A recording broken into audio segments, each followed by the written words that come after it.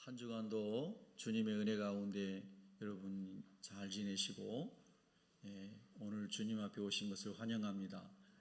네, 여러분 다 제가 소통은 하지 못했습니다만은 어떤 분은 큰 어려움 속에서 하나님의 또 은혜로 벗어나신 분도 계시고 또 자연 분만을 위해서 기도했던 또 우리 집사님 가정에 따님은 임산부가 양성이 돼서 그 병원에서 나가라 그래서 급히 다른 병원을 찾아서 대수술을 하고 아이를 낳은 가정도 있습니다. 여러 사람들에게 다급한 순간도 있고 또 그 위기를 모면한 순간도 있고 이런 삶들이 우리에게 인생을 살아가면서 적든 많든 반복되고 있는 것을 우리가 경험합니다. 한 번쯤은 다 죽을 고비를 넘겨보고 정말 힘든 여정을 지나가는 것이 인생이 아닌가. 그 모든 괴로움과 탄식과 무서움의 그 속에는 죄라고 하는 근원이 있습니다. 여러분, 우리가 요즘에 많은 사람들이 듣고 보고 있는 그 뉴스인 러시아의 침공으로 인한 우크라이나인들의 수많은 이 죽음과 고통, 또 무슨 의미인지도 모르고 전쟁에 참여하고 있는 러시아 청년들의 가치없는 처절한 죽음들, 이런 것을 우리가 보면서 그런 모든 것이 한 인간의 죄, 욕망과 자기가 모든 것을 주관하고자 하는 이런 죄성이 다 그 뿌리가 있는 것을 우리가 보게 됩니다. 여러분, 큰 문제들을 일으키는 것도 죄고 또 작은 균형을 깨는 것도 죄죠. 하나님이 우리를 하나님 형상대로 만드셨을 때는 지금 이 세상에서 일어나는 이런 눈물 흘릴 일들이 없었죠.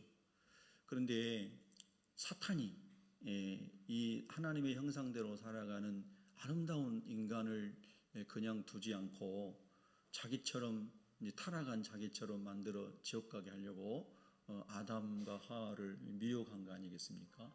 하와를 미혹했지만 둘은 한 몸이니까 어쨌든 그 사람들을 이제 미혹해서 넘어지게 했습니다. 여러분, 인간에게 있어서 모든 문제의 바로는 욕심, 내 중심에 있는 것을 기억하시기 바랍니다. 하나님 중심, 하나님 이름 내는 것, 하나님 영광에 있으면 우리 인간은 평화를 누릴 수가 있습니다. 하나님이 주신 에덴 동산을 하나님이 다 만드셨고 하나님이 다 거저 주시면서 너희들은 그냥 누려라. 그리고 네가 관리해라. 이렇게 관리권을 청지기직을 주신 것입니다. 그런데 그 하나님이 다 주셨는데 인간은 서로 내 거라고 죄를 지은 다음에는 경계를 만들고 서류를 만들고 내 왕국을 만들어서 다 내 거라고 하는 것입니다. 그래서 누가 더 많이 크게 누가 많은 큰 권세를 차지하느냐 하는 것이 인류 역사의 제국주의 역사인 것이고 수많은 많은 희생들을 거기서 우리가 보게 됩니다. 여러분, 너무 안타깝기 그지없습니다. 여러분, 탐욕으로 사십니까? 하나님의 비전으로 사십니까? 탐욕으로 사는 사람은 물질이든 권력이든 뭐든지 자기 중심으로 모아서 자기가 휘두르려고 하는 사람이 탐욕으로 사는 사람. 그러나 지식이든 물질이든 직분이든 뭐든 하나님이 그의 분량대로 주셔서 청지기로 살려고 하는 사람은 그것을 가지고 아담이 에덴 동산의 모든 것들의 이름을 자기가 짓고 그리고 하나님의 뜻대로 공존하게 하는 심부름을 잘했을 때처럼 그런 세상이 지금도 하나님 안에 통치를 받으면 가능한 것이죠. 그러나 사람이 그렇지 않다는 겁니다. 여러분, 아담이 어떻게 타락을 할까요? 에덴 동산을 다 주셨는데 부족함이 없잖아요. 그런데 선악과 하나 그것마저도 자기가 먹어야만 하는 욕망의 마귀에게 넘어간 거 아니겠습니까? 에덴 동산을 다 줘도 인간의 욕망 끝이 없는 거예요. 여러분과 제가 하나님의 말씀으로 절제되고 성령의 은사 중에 하나가 절제잖아요. 그러니까 절제라는 말도 하나님의 질서 안에 있는 의미인 거죠. 그리고 풍성하게 넘치는 것을 나눠줌으로 성경의 말씀 그대로 하면 균형 있게 평균케 균등하게라고 하는 고린도후서 디모데후서 8장 2절 이하의 말씀처럼 서로 필요를 따라 나눠주는 공급하는 삶을 통해서 평화 공존이 되는 거죠. 여러분, 마지막 때에 일어날 예수님의 감람산 광화, 마태복음 24장, 누가복음 21장, 마가복음 15장, 이런 감람산 강화에 보면은 여러분이 다 아시는 민족과 민족이 대적하여 일어나고, 나라와 나라가 대적하여 일어나고, 부모가 자녀를, 자녀가 부모를 죽이는 이런 세상이 온다고 그랬어요. 지금 뉴스에 많이 나오는 러시아의 침공은 나라와 나라의 전쟁이다라고 말할 수 있으면은, 지금 현재 지구상에서 일어나고 있는 내전 국가들이 대략 26개 국가 정도 됩니다. 그러니까 그 내전이라고 하는 것은 민족과 민족이 싸우고 있는 경우가 많습니다. 그 나라 안에 있는 다민족들이 서로 종족 간의 분쟁을 하는데, 종족 간의 전쟁이 가장 치열하게 오래도록 일어나고 있는 것이 주요 아프리카의 나라들입니다. 현재 26개국 정도가 내전을 하고 있고, 국가 간의 전쟁도 하고 있고, 이렇게 이 세상이 성경의 말씀대로 민족과 민족이, 나라와 나라가 대적하여 싸우는 시대인 것이죠. 어떤 역사가가 기고한 글을 보니까요, 지금까지 하루도 이 땅에 전쟁이 멈추지 않았다, 그런 얘기를 합니다. 2차 대전 이후에 1945년 4월인가요? 전쟁이 끝난 다음에 유엔을 만들고 세계 평화를 위해서 많은 기구들을 만들었지만은 그 이후로도 전쟁이 한 번도 그치지 않았다는 겁니다. 이 모든 이유가, 근거가, 근원이 어디 있습니까? 사람 속에 있는 죄 때문인 겁니다. 여러분, 우리가 이 세상을 살아가면서 가장 그래도 관심이 많은 것이 내 삶일 겁니다. 우크라이나나 미얀마나 다른 많은 전쟁하는 나라들에 대한 아픔도 있고, 선교부도 보내고 기도도 하겠지만은, 사실 내 삶이 더 당황스럽고 힘들면 자기 삶이 먼저 보이는 것이 당연한 것이겠죠. 그 맞아요. 그런데 우리가 하나님 안에서 큰 그림을 보면서 자기를 볼 수 있는 이 큰 그림과 작은 그림을 같이 가지고 있는 사람이 그리스도인이 되어야 됩니다.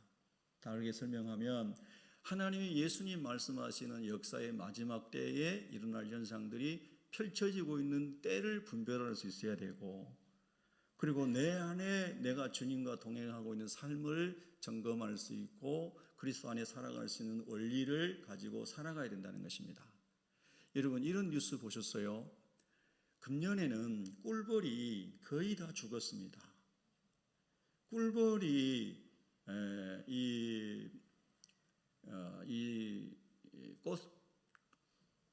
갑자기 용어가 생각나네요. 꽃가루를, 이렇게 쉬운 말이 생각하게 한다. 꿀벌이 꽃가루를 이렇게 옮겨 다니면서 많은 과일과 또 채소류와 곡물들이 열매를 맺잖아요. 근데 꿀벌을 통해서 이 수확을 할 수 있는 것이 거의 71% 정도 된다고 합니다. 다시 말하면 꿀벌이 없어지면 우리 인류가 먹고 있는 양식의 과일과 채소와 양식의 71%가 없어진다는 뜻입니다.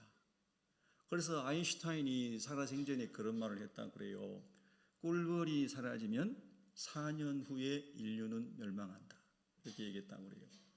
지금 우크라이나는 곡물지역, 곡물이 엄청나게 나오는 곡창지역이죠. 그래서 우크라이나의 국기가 아래가 노란 바탕인데, 그 노란색은 밀밭을 상징한다는 이야기가 있어요. 어마어마한 곡창지대죠. 그런데 그런 모든 풍성한 것을 하나님이 다 주셨어요. 그리고 그런 곡물이, 과일이, 소산물들이, 소철이 풍성하게 할 수 있는 데 있어서 하나님이 질서를 주신 거예요. 그 질서가 중에 하나가 꿀벌이 생존해야 하는 겁니다. 자, 제가 좀 너무 크게 지금 그림을 설명해 드리고 있는데요.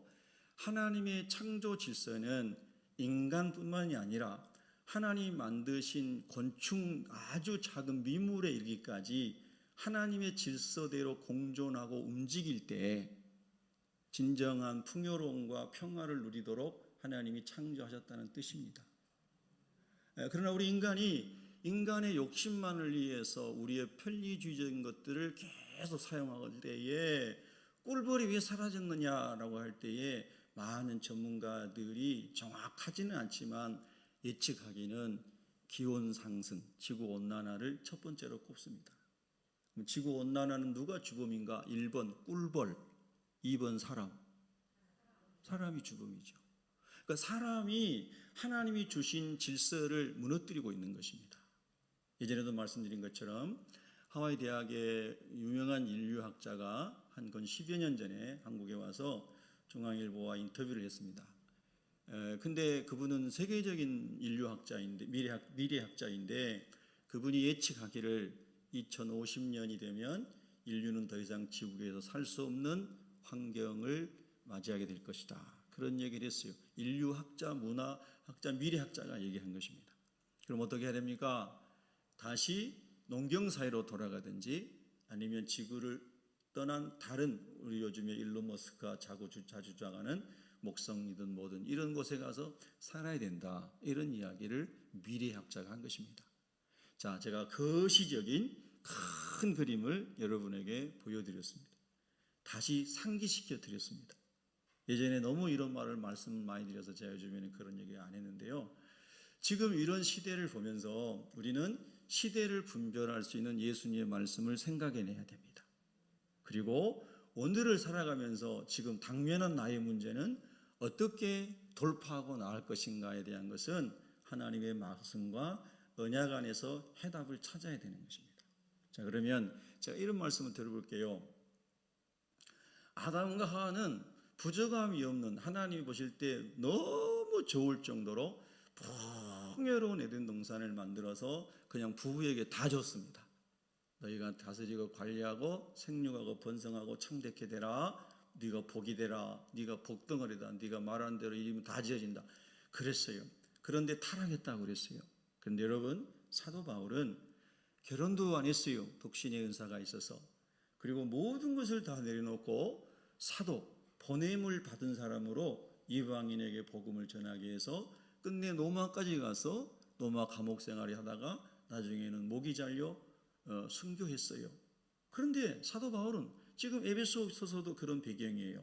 사도 바울은 뭐라 하냐면 항상 기뻐하라, 범사에 감사하라, 쉬지 말고 기도하라, 이렇게 말씀하시는 거예요.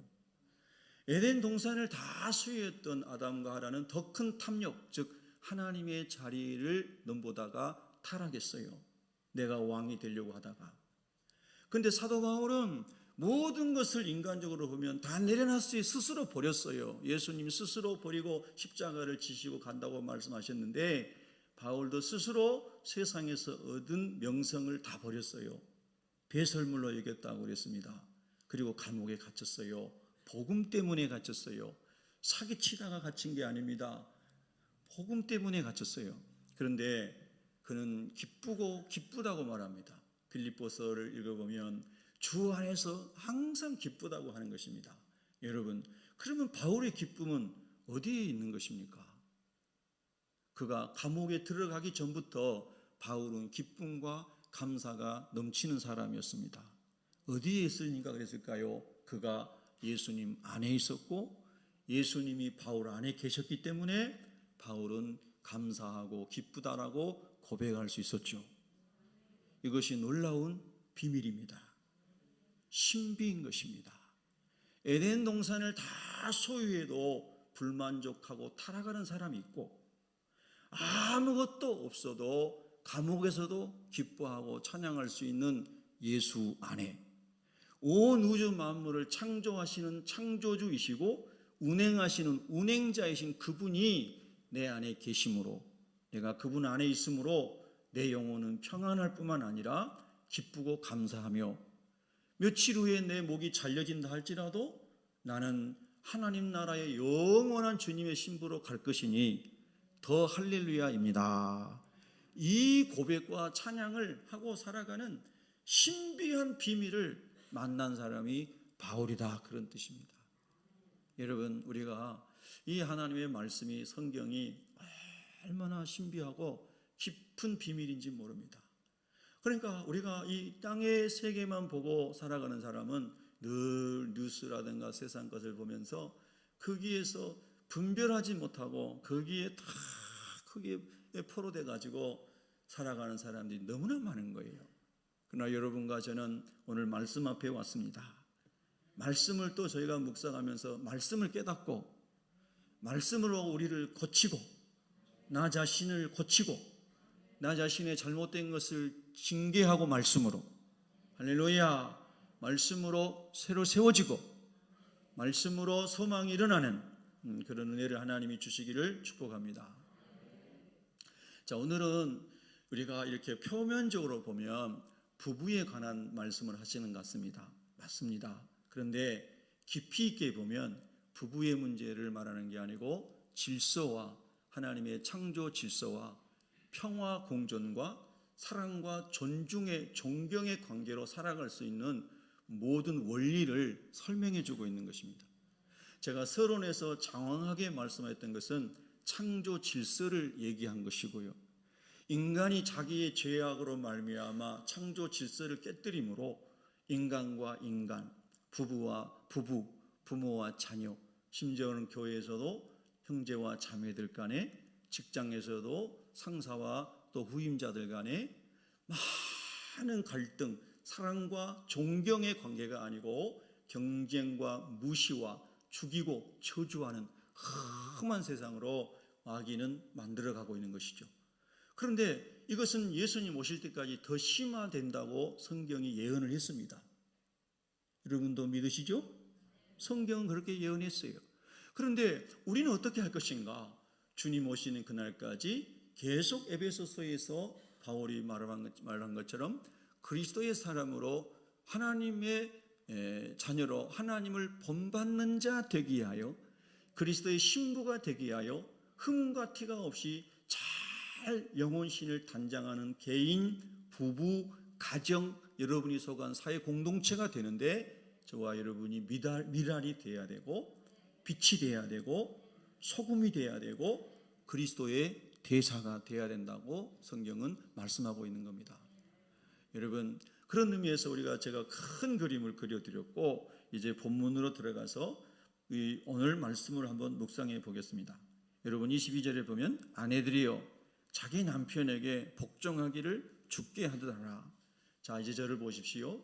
먼저 이 복종이라는 말 자체가 상당히 거부감을 일으키는 것 같습니다.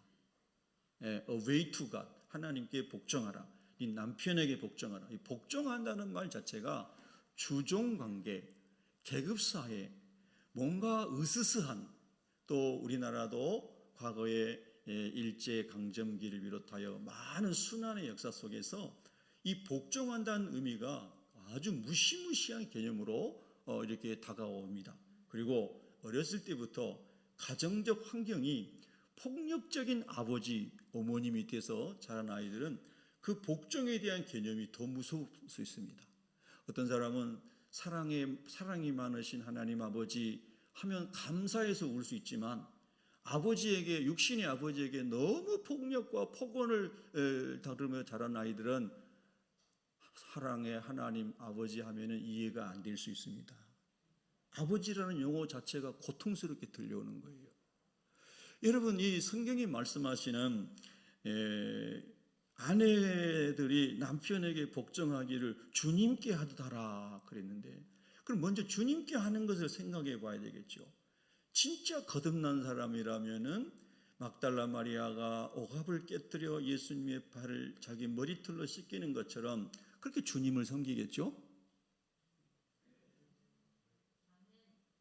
거듭난 삭개오가 예수님을 자기 집에 초청해서 잔치를 벌이고 많은 비난을 들으면서도 예수님과 함께 행복해하면서 예수님 말씀을 듣고 변화돼서 자기 소유의 절반을 팔아 가난한 자들에게 나눠주고 토색하고 착취한 것은 또 다 돌려주고 이렇게 믿음만 생긴 게 아니고 예수님만 주님으로 모시는 게 아니고 생활이 확 변화가 돼서 하나님의 사람으로 확 바뀌어져서 예수님을 섬기고 따라가는 것처럼 자기 삶이 완전 변화되어 주님을 섬겼다는 뜻입니다.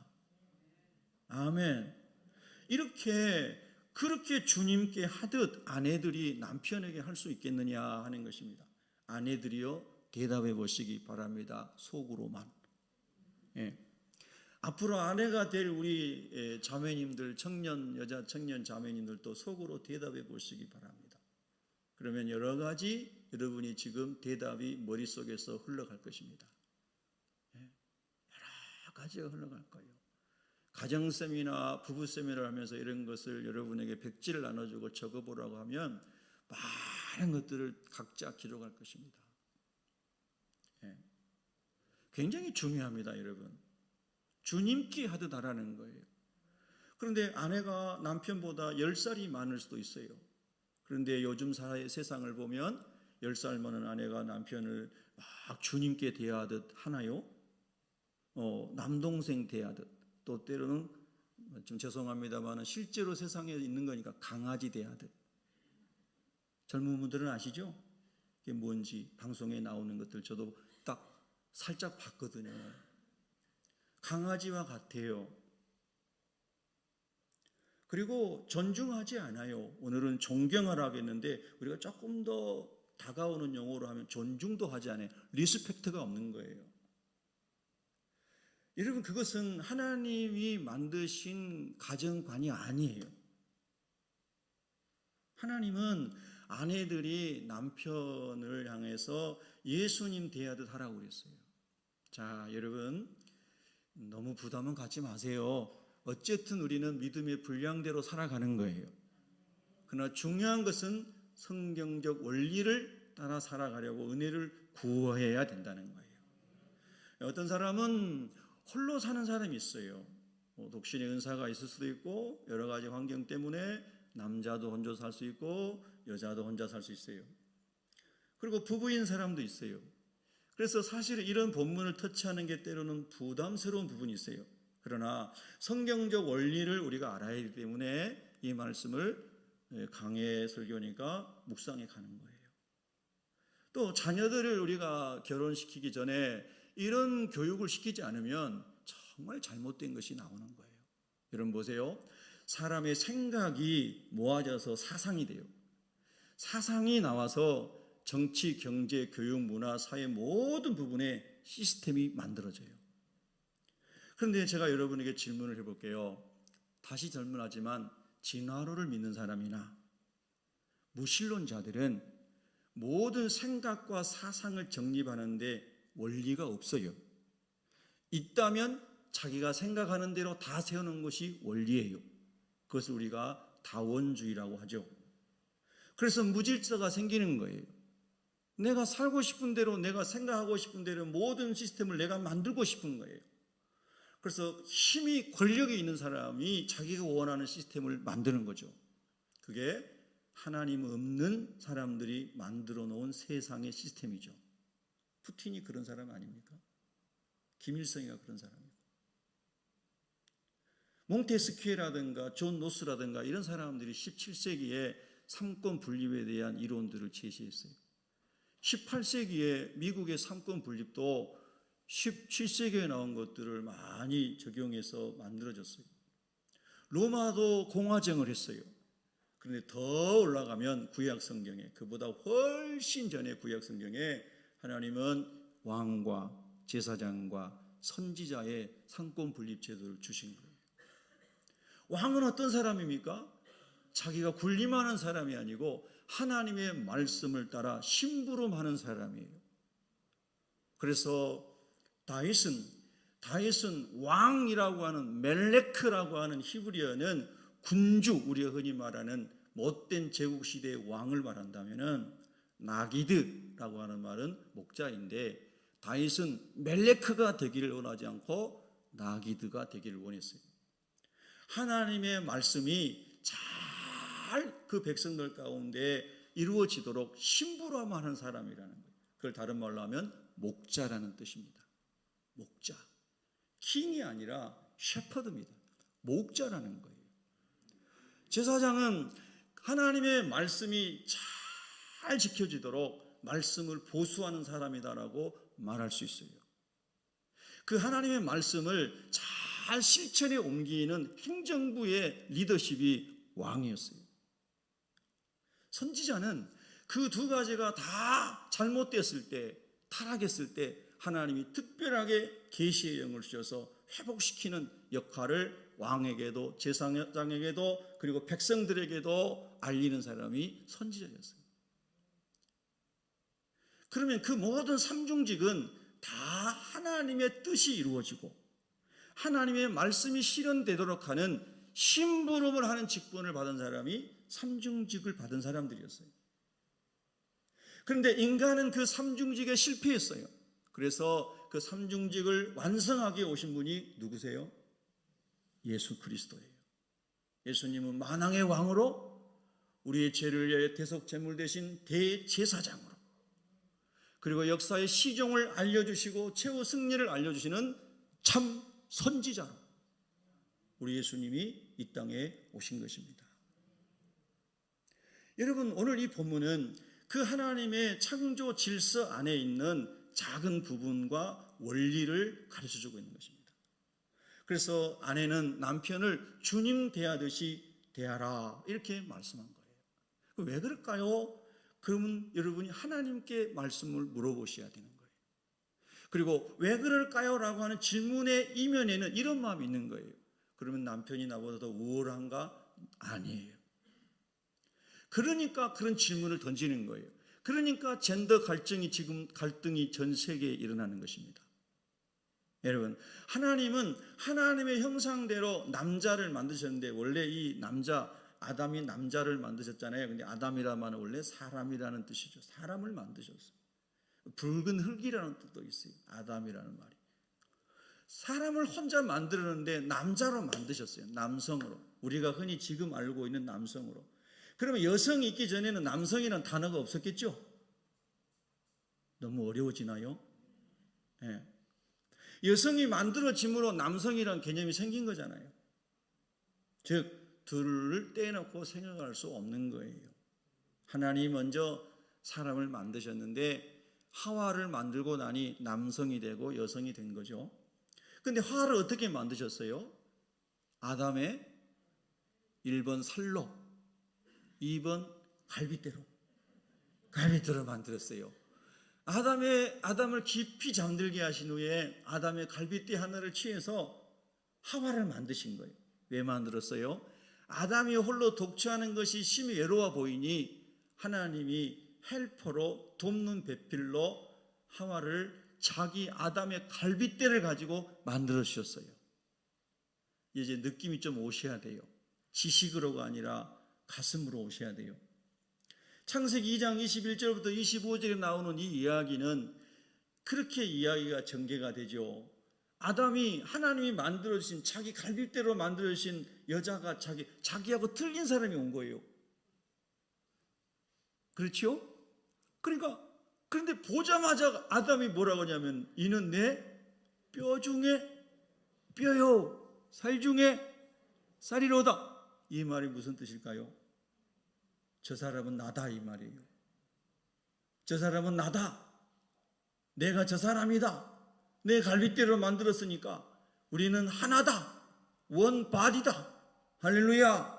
여러분 이것을 잘 아셔야 돼요. 이것을 아셔야 돼요. 이 하나님이 우리를 만드실 때에 그렇게 만드신 거예요. 그래서 내 뼈다구다 이거예요. 내 뼈다구다. 내 살덩어리다 이거예요. 할렐루야. 그런데 거기에 계급이 어디 있고 주종관계가 어디 있으며 거기에 권위주의가 어디 있으며 여러분 오늘 성경의 마지막 구절처럼 사랑과 존경만 있는 거예요. 이 원리를 아셔야 돼요. 그런데 남성과 여성의 기능과 역할 하나님이 주신 그런 부분만 구분하셨죠. 생육하고 번성하고 창대케 하시기 위해서. 아멘입니까? 자, 그래서 이제 먼저 우리가 적용을 할 때에 오늘 여기 여인들이요 성경을 잘 받아들인다면 남편을 주님 대하듯 할 수 있는 은혜가 임하기를 축복합니다. 이 아멘이 아멘 그러는데 굉장히 깊이가 있는 진지한 아멘이란 뜻이에요. 맞죠? 정말이에요, 여러분요. 그리스도를 주로 모신 아내들이요 그렇게 남편에게 주님 대하시기를 축복합니다. 절대로 남편을 함부로 하지 말고 반말하지 말고 하대하지 말고 강아지 대하듯 하지 말라는 것입니다. 아멘. 저 보세요. 이는 남편이 아내의 머리됨이, 자 먼저 하나님 만드셨다라고 이해하십시다. 그리스도께서 교회의 머리된 것 같으니 교회를 세우신 분이 예수님이시죠. 아멘입니까? 그가 바로 몸의 구주시니라. 사실은 모든 것의 구주이시며 주인은 누구세요? 예수 그리스도이십니다. 우리 한번 고백합니다. 예수 그리스도이십니다. 그러므로 교회가, 여기서 여러분 우리 교회가 할 때 교회를 항상 건물로 먼저 탁 생각하게 되거나, 그래서 어느 교회 이렇게 생각하기 쉬운데요. 우리는 탁 교회 하면 먼저 이거를 떠올려야 돼요. 거듭난 나. 한번 따라합시다. 거듭난 나. 원래 에클레시아라고 하는 이 구원이라고 하는 그 말 자체가 건진 받았다는 뜻이에요. 교회라고 하는 에클레시아라는 말이. 그래서 여러분 오늘 교회가 그리스도에게 하듯, 이 말은 아까 말씀드린 예를 들인 막달라 마리아가 은혜를 입고 주님을 만나 주님께 하듯 성령 세례 받고 나중에 고난당하고 십자가 부활 전하다가 죽을 지경에 졌을 때 나를 십자가에 거꾸로 박아 죽게 해달라고 했던 베드로가 주님을 사랑하듯, 사도 바울이 모든 세상의 영화를 배설물 이기고 주님을 위해 만물의 찌꺼기 취급을 받으면서 순교하듯 주님을 대하듯 그렇게 하라. 교회가 할 때 그 교회는 바로 거듭난 그 한 사람 한 사람인 것을 기억했으면 좋겠습니다. 여러분 주님을 진정 많이 사랑해 보셨나요? 주님의 몸된 교회를 많이 사랑해 보셨나요? 그런 사람이 남편도 그렇게 섬길 수 있을 것입니다. 왜냐하면 주님께 하듯 하라고 했기 때문입니다. 그럼 주님께 그렇게 해본 사람이 남편을 그렇게 잘 섬길 수 있을 것입니다. 저는 우리 모든 새벽교회 성도들 가정이 그런 주님이 원하신 가정이 되기를 축복합니다. 사단은 가정부터 허물거든요. 자, 그러면 기쁨으로 우리 그 다음 구절을 남편들은 읽으셔야 될 것입니다. 남편들아, 아내 사랑하기를 그리스도께서 교회를 사랑하시고 그 교회를 위하여 자신을 주신 같이 하라. 또 여기서 교회를 누구로 생각하자고요? 누구로 생각해요? 건물이 아니라 거듭난 나. 아멘. 죄 가운데 헤매고 있는 수많은 영혼들, 인생의 선한 일이라고는 거의 해보지 않고 악한 일만 일삼다가 십자가에 처형되어 죽어가는 한쪽 강도, 예수님이 끝까지 저주했던 그 강도, 그런데 그 옆에 있는 다른 쪽의 강도는 예수님의 필요함을 알고 주님의 은혜를 구했을 때에 주님이 그 악한 자라도 사형수라도 믿음 때문에 구원하신 줄로 믿으시면 아멘 하시기 바랍니다. 로마서 5장 8절 이하에 나온 것처럼 이 말씀은 너무나 유명한 말씀이기에 저와 여러분이 입에 달린 말씀이 되기를 바랍니다. 8장 로마서 5장 8절 10절 12절 이 구절들을 보세요. 우리가 하나님 앞에, 하나님이 우리를 보실 때에 하나님과 원수되었어요. 하나님 앞에 죄인이었어요. 하나님 앞에 경건하지 않은 사람이었어요. 그런데 하나님이 독생자를 보내셔서 저와 여러분을 건져주셨어요. 구원해 주셨어요. 구원해 주실 뿐만 아니라 하나님의 형상 자녀됨의 그 거룩한 완전함에, 하나님의 그리스도의 완전함에 나아가도록 말씀과 성령으로 지금도 저와 여러분을 응원하시고 격려해 주시고 넘어지면 또 일으켜 주시고 가슴을 치고 후회할 일 잘못했는데 또 주님이 붙잡아 주시고 안아주시고, 아멘입니까? 그 주님이 교회인 저와 여러분을 향하여 그토록 사랑하시고 그토록 회복시키기를 원하시고 그토록 긍휼을 베풀어 주시기를 원하는 것처럼, 남편들아 아내 사랑하기를 그리스도께서 그 탕자를 사랑하시듯이 그 배반한 베드로를 사랑하시든지, 그래서 십자가에 몸을 다 주시듯이 남편들아 아내를 그렇게 사랑해라. 남편들 아멘 하시기 바랍니다. 아멘. 그러니 여러분, 이것도 우열이 없어요. 다 주님께서 하시듯이 아내가 남편에게, 남편이 아내에게. 얼마나 아름다운 거예요. 이게 원래 하나님이 창조하신 죄 짓기 이전에 하나님이 설계한 인생 설계도입니다. 모든 것은 설계도가, 건축물에는 설계도가 있습니다. 자동차도 설계도가 있죠. 비행기도 설계도가 있어요. 복잡한 것일수록 설계도가 복잡하고 두껍습니다. 이 세상에 가장 복잡한 게 뭐죠? 사람이 가장 복잡한 구조를 가지고 있습니다. 인체가 가장 신비합니다.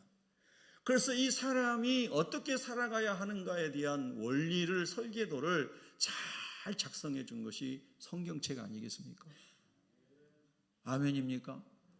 그리스도인들은 이 설계도 위에 우리 인생을 건축하기를 원하는 사람이 그리스도인인 것이죠. 그래서 오늘 우리는 이 말씀을 깊이 묵상해야 될 것입니다.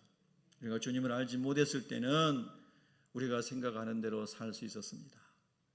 또 교회를 다니지만 주님 말씀으로 양육받지 못했을 때는 그냥 종교인이기 때문에 세상 사람들이 말하는 대로 살아갈 수 있었습니다. 그래서 여러분, 성경 공부와 제자 훈련이 필요한 것입니다.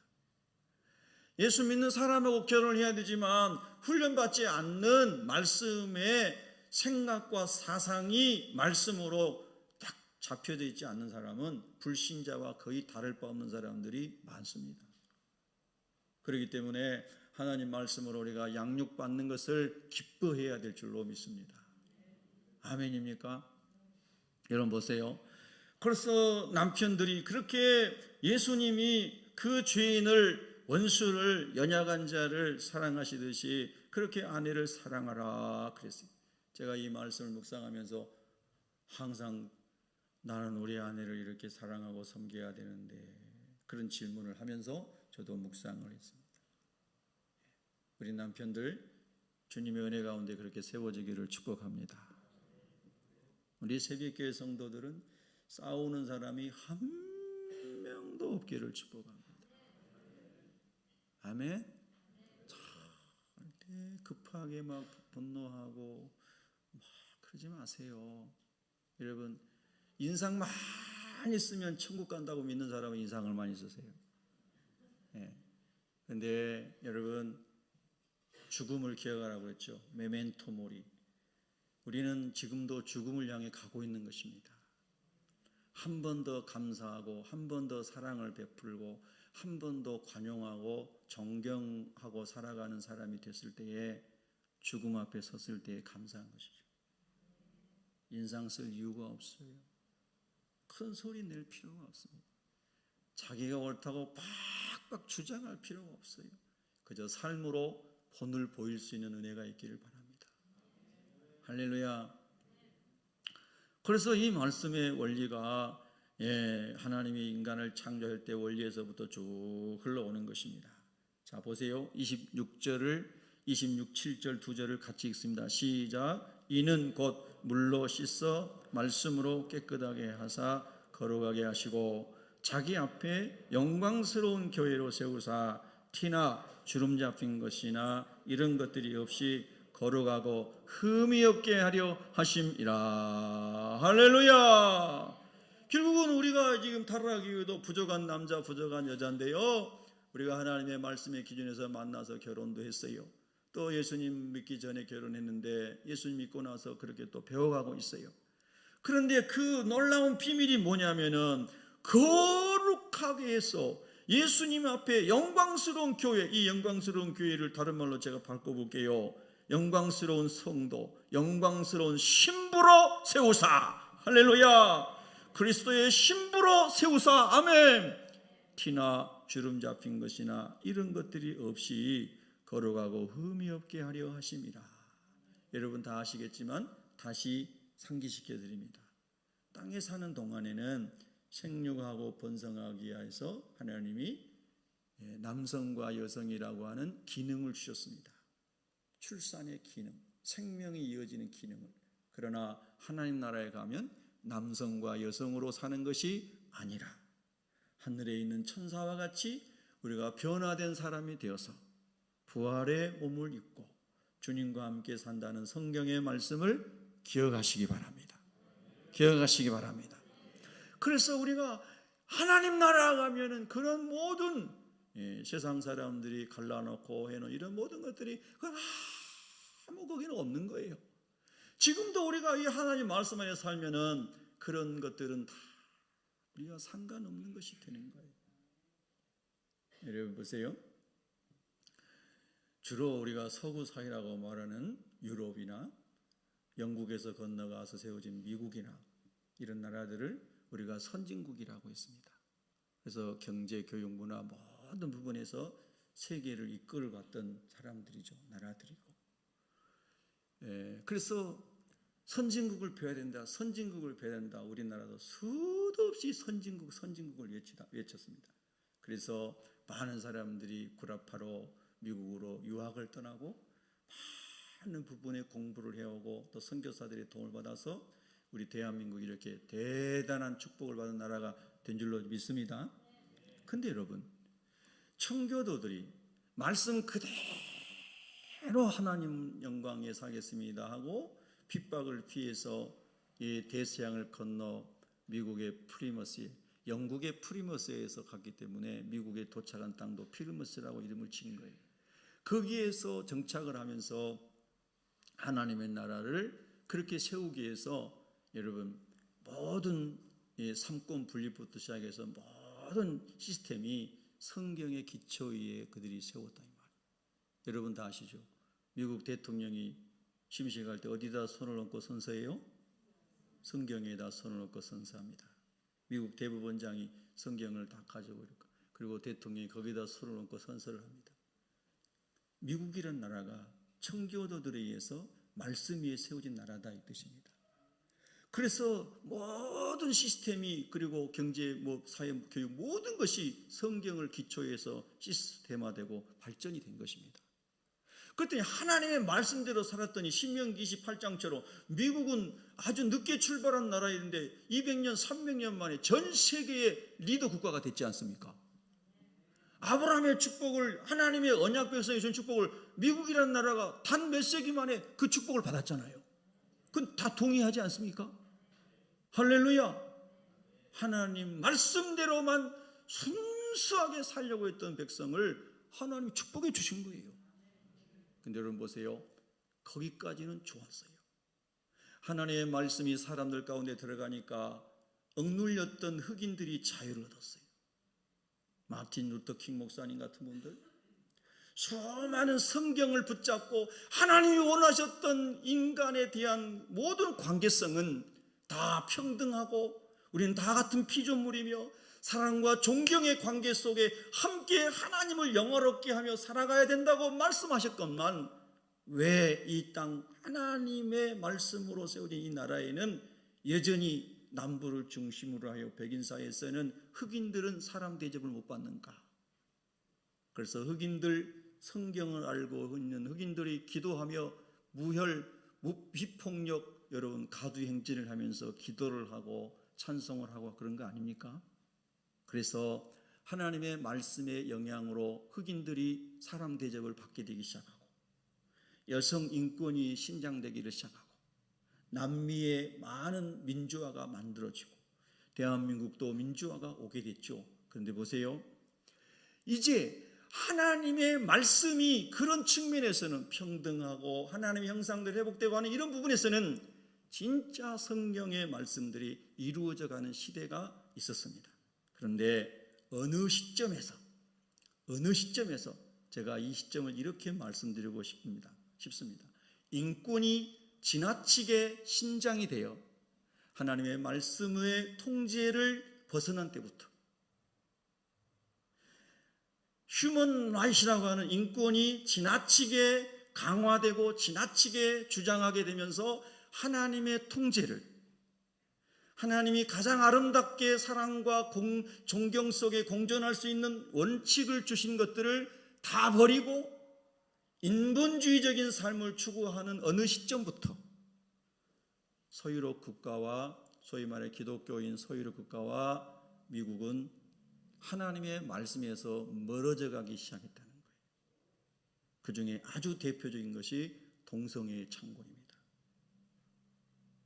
여러분, 그래서 이제는 서유럽 선진국이 저렇게 하는데, 미국이 저렇게 하는데, 유엔이 이렇게 말하는데 우리가 다 따라가야지, NO인 것입니다. 하나님이 원하시는 것은 본받아 가야 돼요.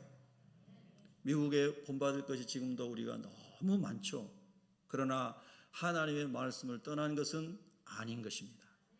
유럽 국가들이 우리가 본받을 것이 많죠. 유구한 역사와 전통 가운데 있는 기독교적인 문화들이 수도 없이 배울 게 많죠. 그러나 하나님의 말씀을 떠난 것은 선진국이기 때문에 꼭 따라가야 된다? 아니다, 이 말씀이에요. 우리가 말하는 선진국은, 영적인 의미의 선진국은 제가 그냥 생각이 낸 거예요. 하나님의 말씀이 더 살아 역사하여 말씀이 이루어져서 막 이루어져 가는, 그것이 앞서가는 그 나라가 선진국이다. 그래서 우리는 이제 하나님 안에서 이 말씀의 원리들을 잘 마음에 새겨야 된다, 이 말입니다. 여러분, 오늘 본문이 그런 거예요. 여러분, 에베소서에서 우리가 앞에서 묵상했던 것 중에 아주 중요한 사상이 있어요. 그게 뭐냐면, 공산주의자들은 공산주의 사상으로 세계를 점령하려고 했죠. 원래 중국도 러시아도 기독교 국가였는데 공산당 2% 3%가 그 나라를 공산화 만들었습니다. 반대로 얘기하면 기독교 국가인데 정신 차리지 않고 있으면 2%밖에 안 되는 사람에 의해서 공산화 된다는 뜻입니다. 역사가 다 보여주고 있는 겁니다. 독일의 히틀러도 교회 성가대원이었습니다. 김일성의 외가도 목사님들 다 기독교 집안입니다. 그러나 하나님 말씀대로 우리가 정신을 못 차렸을 때는 다 마귀의 밥이 되는 것을 보여주는 거예요. 그래서 우리가 이 하나님 말씀 묵상하는 것이 너무나 중요한데, 공산주의는 공산주의로 세상을 통일해 보려고 하는 거예요. 지금도 푸틴은 그런 사고를 가지고 있는 거 아니겠어요? 예. 그런데 에베소서 뭐라 하냐면 누구 안에서 통일되게 하려 하심이라? 할렐루야! 그 말씀은 여러분 좀 크게 하셔도 돼요. 예수님 안에서 통일되게 하려 하심이라. 아멘. 이것이 복음이에요. 예수님이 창조주시고 예수님이 통치자이시고 만유의 주권자이시고 만유 안에 계시고 만유를 통치하시고 만유를 운행하시고 만유의 주인 되신 분이 창조주이신 예수 그리스도시니라. 아멘입니까? 그리고 그 예수님 안에, 예수님의 통치 안에 있으면 모든 사람이 거듭나서 거룩해질 것이고 사랑과 존경으로 충만한 부부와 교회와 민족과 나라가 될 것이기에, 그것이 기독교 복음의 사상적으로 말하면 중요한 사상인 거예요. 사상적으로 얘기하면 우리는 이 복음 사상에 충실해야 되는 거예요. 아멘. 예수 그리스도 그분 안에 내가 거듭나고, 예수 그리스도 그분 안에 내 생각과 사상의 체계가 확립되고, 예수 그리스도 그분 안에 내 가정이, 남편과 아내가 그분의 원리 속에 세워지고, 그리고 좀 더 큰 공동체인 교회가 그렇게 공동체가 그렇게 세워지고, 여러분이 살아가시는 사회 현장 속에서 저와 여러분이 그렇게 그리스도의 통치를 갈망하며 그리스도의 주인 되심을 갈망하며 그렇게 서로 사랑하고 존경하며 서로 섬기는 하나님의 심부름꾼으로 살아갈 때 하나님이 기뻐하시는 뜻이 이루어지는 것이죠. 여러분, 정말 이 하나님의 말씀의 비밀은 놀라운 것입니다. 그래서 물로 씻어 말씀으로 깨끗하게 하여 거룩하게 한다 했어요. 하나님의 말씀이 우리의 잘못된 사상을 치유하고 잘못된 생각을 치유하고 말씀으로 깨끗하게 해주시기를 축원합니다. 잘못된 권위주의, 잘못된 계급주의, 잘못된 자기중심적 이기주의, 이런 모든 것들을 말씀으로 치료하셔서 거룩하게 되기를 축복합니다. 여러분 오해하지 마세요. 하나님이 주신 질서는 그대로 시스템은 있는 것입니다. 아버지가 계시고요, 자녀가 있어요, 교회 지도자가 있고요, 세중이 있어요. 그러나 이것은 계급도 아니고 권위주의도 아니고 그가 받은 은사와 직분과 분량을 가지고 사랑하고 존경하며 하나님 예배할 수 있도록 주신 질서인 것을 잘 기억하셔야 된다 이 말입니다. 아멘입니까? 자, 이제 그 다음 구절을 한번 봅니다. 28절에 보면 이와 같이 남편들도 자기 아내 사랑하기를 자기 자신과 같이 할지니, 이건 무슨 뜻이에요? 내 뼈입니다, 내 살입니다, 한 몸입니다, 그 뜻이에요. 우리 한번 고백하겠습니다. 내 뼈입니다, 내 살입니다. 그럼 아내가 아프면 자기도 아파야 돼요. 남편이 아프면 자기도 아파야 돼요. 할렐루야. 근데 남편이 아내가 뭐 아프다 해도 나도 다 아파봐서 알아서 해 이러면 안 되겠죠. 제가 너무 리얼하게 표현했나요? 네. 근데 사실은 우리가 다 대부분의 사람들은 자기중심화되어 있기 때문에요, 이게 훈련이 돼야 돼요. 훈련이 돼야 돼요. 여러분 좀 더 남편들이요, 좀 더 아내를 더 사랑하십시다.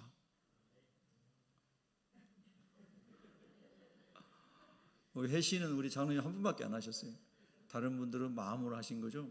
아내들이요, 남편을 더 주님 대하듯 하십시다. 아멘이 너무 거룩해요. 예. 여러분 얼마나 이렇게 우리가 하나님의 질서 안에 살면 얼마나 행복하겠어요. 가정과 사회와 교회가, 민족과 민족이, 나라와 나라가 얼마나 행복하겠어요. 우리가 이런 마음을 가지고 열방에 이제 선교를 나가잖아요. 그러면 흑인을 만나든 백인을 만나든 우리 잘 구워진 황인을 만나든 뭐 누구를 만나든 예수님 믿습니까? 아유 크리스찬, 예수 믿어요? 크리스찬이에요? 그러면요, 와 좋아요, 우리 형제 자매입니다. 이게 그냥 돼요. 여러분 선교지에 가보세요. 그 사람이 중국 사람이니까 뭐라고 막 싫어요. No, 중국 사람이 크리스찬이에요. 좋아가지고 막 그냥 밥도 아닌 밥도 같이 막 다 먹고요, 맛있다 그러고요. 누구 안에 있기 때문이죠? 예수님 안에 있기 때문인 거거든요. 만유를 그리스도 안에서 통일하게 하시기 위해서 주님의 피값으로 주님의 교회를 주님이 세우신 거예요. 여러분이 주님의 교회고 이 공동체가 주님의 교회입니다. 여러분 얼마나 이 세상에 놀라운 비밀이 교회 안에 있는지를 우리가 알게 되는 것입니다. 여러분 자랑스러워 하십시오. 그리스도인이 되신 것을. 아멘입니까? 자, 이제 29절 누구든지 언제나 자기 육체를 미워하지 않고 오직 양육하여 보호하기를 그리스도께서 교회에 한과 같이 하나니 우리는 그 몸의 지체임이라. 이제 부부를 넘어선 그리스도의 몸, 전 우주적인, 전 지구촌적인 그리스도의 나라에 대해서 지금 말씀하고 있어요. 그러므로 사람이 부모를 떠나 그의 아내와 합하여 그 둘이 한 육체, 한 몸, 원 바디가 될지니 이 비밀이 크도다. 한번 따라할까요? 이 비밀이 크도다. 이게 신비라는 겁니다. 어떻게 이런 게 가능하지? 그러니까 비밀이 너무 놀라운 거예요. 와, 정말 이런 게 가능할까? 야, 저렇게 선거 전에 막 서로 공격했던 분들이 진짜 예수님 안에서 막 끌어안고 막 국민들 편하게 해주고 우리 장로님 기도처럼 얼마나 좋겠어요. 예? 할렐루야. 백성들이 막 살만 날 거 아니에요. 예, 그렇게 되기를 기도합니다. 예, 그래서 한 육체가 될지니 이 비밀이 크도다. 나는 그리스도와 교회에 대하여 말하노라. 그러면서 부부에게 있는 말씀을 예수님과 신부된 우리 여러분과 교회에 대하여 주님이 또 쫙 말씀하시는 거예요. 교회는 여러분이에요. 예수님 믿는 여러분. 할렐루야. 나는 교회와 그리스도에 대하여 말하노라. 그리스도 안에 우리가 있고 우리가 그리스도 안에 있고 예수님 우리 안에 계심으로 우리를 물과 말씀으로 깨끗하고 거룩하게 하사 주님 앞에 영광스럽게 서기를 원하시는 하나님의 말씀으로 이 말씀이 탁 올라가는 것을 보게 됩니다. 여러분 그 소망이 막 일어나시기를 축복합니다.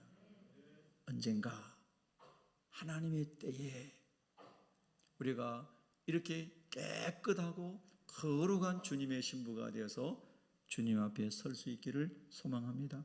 할렐루야. 33절 같이 읽습니다. 시작. 그러나 너희도 각각 자기의 아내 사랑하기를 자신같이 하고 아내도 자기 남편을 존경하라. 할렐루야. 그리스도의 날에 우리가 그렇게 주님의 신부로 설 것이지만, 그러나 지금 땅에 있는 동안에 여러분은 앞에 말씀을 드린 것처럼 사랑과 존경 가운데 하나님 나라를 위해서 연합된 사람으로, 할렐루야, 살아가라, 이렇게 말씀합니다. 기도하겠습니다.